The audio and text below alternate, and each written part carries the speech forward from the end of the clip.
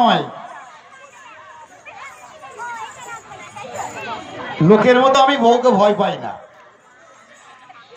সেদিন খেতে বসেছি, তরকারি ভালো হয়নি, আমি রেগে কোমরে গামছা বেঁধে খালের ওপারে গিয়ে বলছি, খুব জোরে জোরে বলছি, তোমার তরকারি ভালো হয়নি। বুঝলেন, মানে ছেলেরা বিয়ের পরে বাঘ থেকে বেড়াল হয়ে যায়, তখন আর মিউ মিউ করে ডাকে। আমি ওদের থেকে আলাদা।